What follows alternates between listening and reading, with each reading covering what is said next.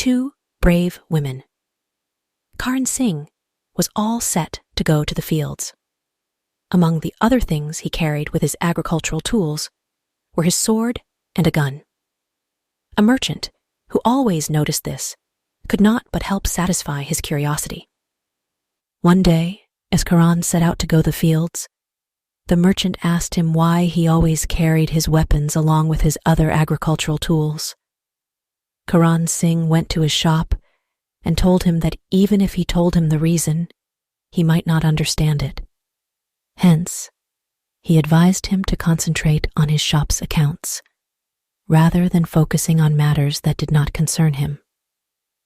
He also added that it was mainly because of Dadua, and that the villagers should be prepared when Dadua attacks. Hence, it was wise to always carry the weapons.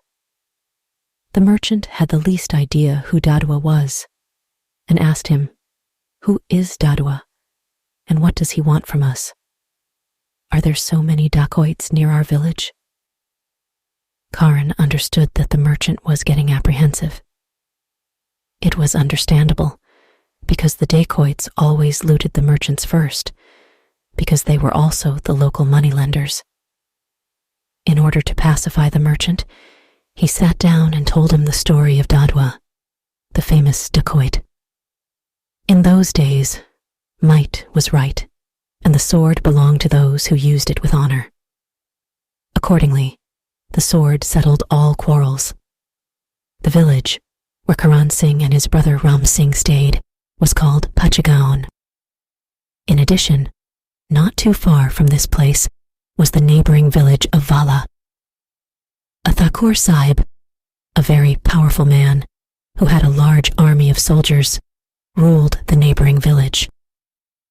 The village of Pachagaon mostly consisted of Rajput warriors who were united and stopped all attacks from the Thakur. Finally, the Thakur realized that he could not beat the Rajputs. Therefore, he turned to the dacoit, Dadua, for help. He promised to give one whole village in his territory if the dacoit could capture the particular village of Pachagaon. Dadua, with the help of Thakur's soldiers, tried many times to capture the village of Pachagaon, but he was unsuccessful.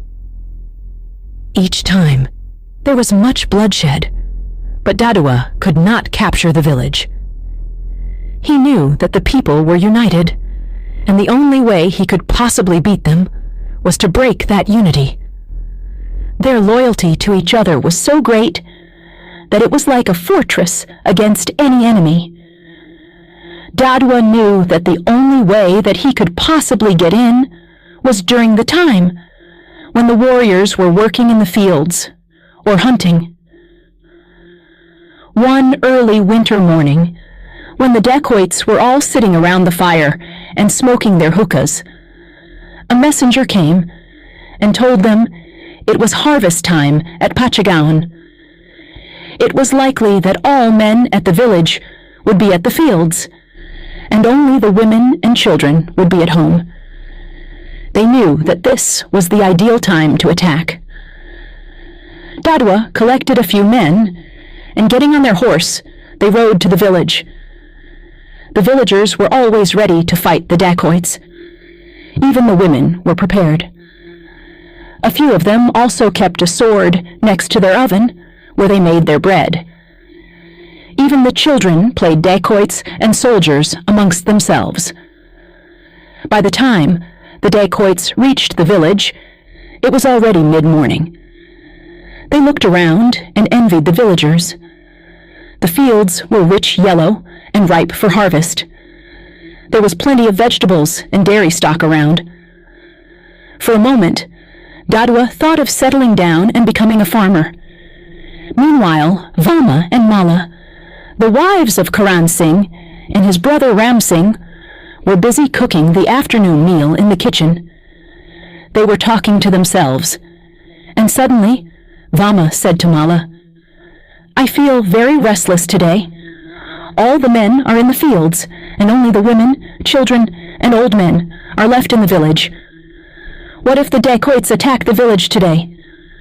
Mala asked Vama not to worry, and said, "They will not come, and even if they do, we have our sticks and swords." Mala went to the next room, brought out her sword, and pulled it out of the scabbard. She started brandishing it and said, "Who knows? I might need this today." When the lunch was ready, then tied it into bundles and set out for the fields. The men saw the women coming, and they stopped working. They gave their bullocks some grass to eat and proceeded to wash themselves in the stream. Then they all sat under the tree and began to eat.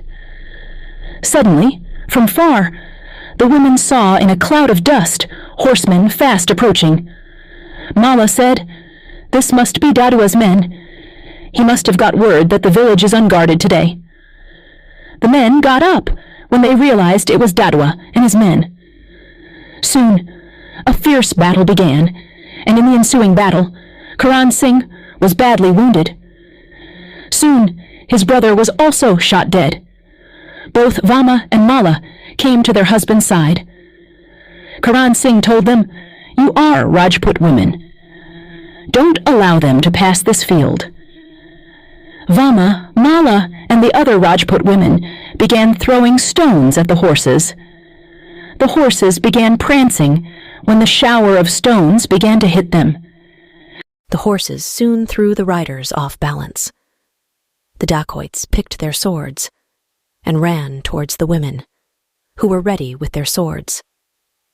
However hard they tried, the dacoits were unable to beat Vama, Mala, and the other few women.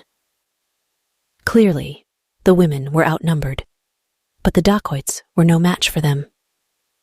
They asked Dadua whether they could shoot them, just like they shot Karan and Ram Singh. Dadua shouted at them and said it was even shameful to think that. The fight went on, and soon only 4 of the 12 dacoits were remaining, while Vama and Mala were still fighting hard. They were slightly injured, but showed no signs of stopping. Finally, Dadua decided to leave and return another day, now that the main men were dead. Besides, the other farmers, hearing the sound of guns, had also reached the scene. All they saw was these 2 women, all bloodied, brandishing swords and screaming, "Come back and fight." The farmers quickly attended to the wounds of the women and pacified them. Then they gave the dead men a hero's burial and returned